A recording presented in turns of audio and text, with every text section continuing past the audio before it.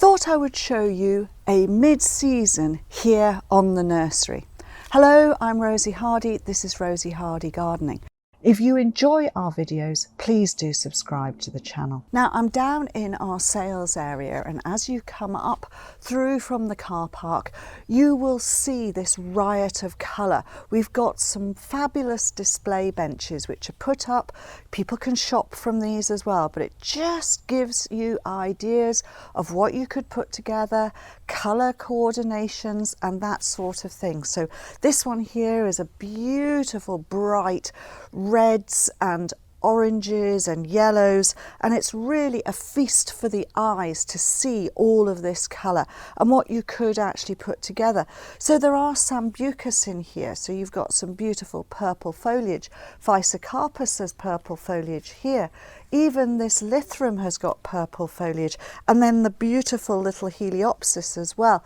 So those are fantastic. So those tie things in with that, but then you get the lovely sort of burgundy burnt red oranges with the Hemerocallis and the Echinaceas, the Dahlias, the Heleniums in here, even a Salvia behind me as well. And then to give you some yellows, it's the different types of Rudbeckia, a little bit of Kniphofia in there as well, and a little bit of white just to lighten things up. So this just gives you some really wonderful ideas, and it is literally come in and it's like a fireworks display of beautiful colours on this particular lot of benching. Now this is recycle here at the nursery, because these used to be used or were originally made, these metal gabions were made for a display garden for 2016. We don't like to throw things away. They would have been used the other way up and filled with lots and lots of stone and flints, but here on the nursery, here inside on the sales area, they're brilliant for using as benching, for being able to put displays on. So it's always a reuse, make use of something that we've already got. Love that idea. You go from the bright colours to this much more subtle, calmer colours here, utilising silver, blue foliage, blue flowers, pinks and lilacs in here, wafty grasses all through here as well.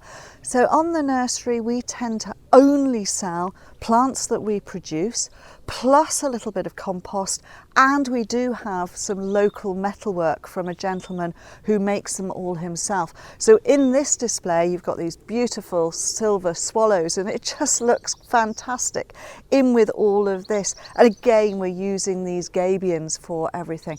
The bees and all the pollinators love this area.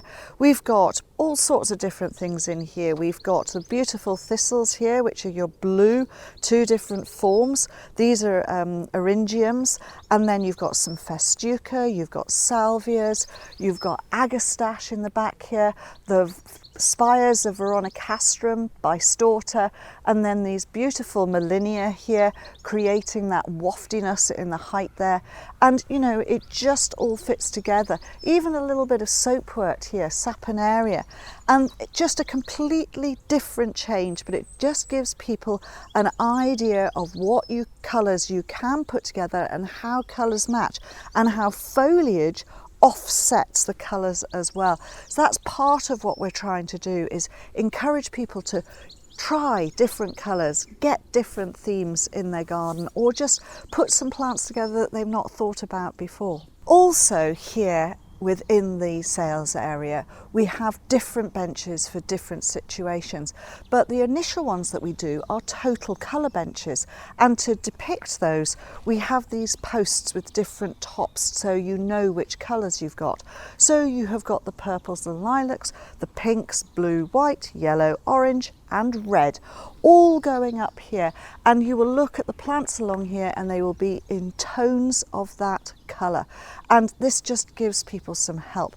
Now these plants may want different situations. For the different situations we then have benches which are for spring, and right at the top we've got for summer sun, we've got plants that want to be in the shade, plants that like moisture. So we're trying to help you as you wander around and have a look at the nursery. Recently I set up an email newsletter, and if you want to sign up, then please click in the comments link below or scan the QR code on the screen now. If you sign up, you get an exclusive video.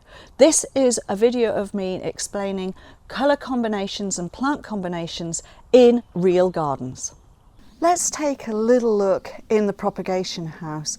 At this time of the year, July and August, we tend to be very, very quiet on what most people would think of as the main propagation, so all the cuttings and everything else. So what we've got left that's got to go for potting, very little.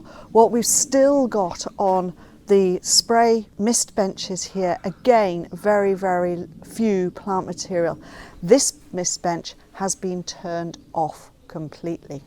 This mist bench looks beautifully clean and tidy, and exactly because it has been emptied off, and now this has all been cleaned. We've had a brand new sprinkler head put onto here. See, this is a lovely black one. This is an older one which is grey. They've been soaked and cleaned off. They've had all of that calcium deposit taken off them. They're now ready to go again. And the bench, which was looking really untidy, has been completely recovered. We've still got the old capillary matting underneath, but it's clean enough to last at least another season because it has this beautiful perforated film over the top, and that perforated film just keeps everything clean and means that we get more use out of product that we've got here. Perforated film will get brushed off if it's dirty. It also gets flipped over so that we have clean sides to it. This means that we reuse any of this material as much as we possibly can, and because this is a perforated plastic film, we are able to send it to our recycling to be able to be reused, remade into something else. So that is brilliant. So part of this time of the year when it's not so busy taking the cuttings is a time for getting things to be clean and ready for the next lot of cuttings, which will start in the autumn. Also, what has happened in here, previously you would have seen we had very large, tall dahlia plants. These dahlia stock plants, which were up here in flower, we didn't waste the flower, it got used. People had it for cut flower, etc. But this is the time of year when we need these to start putting on these lovely new shoots. And this is going to be the next lot of cutting material, which we will then overwinter. So this is why they've been cut back to create more beautiful growth. We're not really worried about the flower. If they flower, it will get utilised in flower arrangements down at the sales area. But this is what we're looking for. We're looking for these lovely new young growths to be able to take those cuttings, which will be taken sort of probably August time, and then they will grow and they will be overwintered inside, and then in the spring potted on. Our potting teams have been incredibly busy over the last couple of weeks.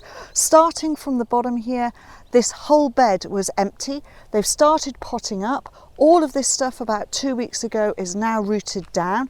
Coming through to the more recent, this is probably a week's old potting, and then right the way up here onto this area here, and we're just about finished with all of the potting at the moment. A little bit left in the propagation house as we'll see, but this is all brand new potting being done over the last couple of days, all coming through here. This is all done on the potting machine, so it's a pot filler, fills up the pots with compost, drills out a hole, they put the plug into that, then it is covered with the potting bark and brought out here onto the ground.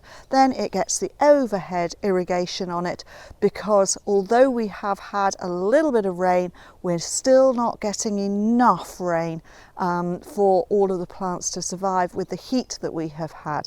Luckily it has cooled down, but we're still getting wind, and the wind is taking the water away from them. You can't win, can you? But the wind is good because it keeps air circulation around the plants. You don't get so much disease. So it's a plus, it's a negative, it's a plus. In the end, it all evens out.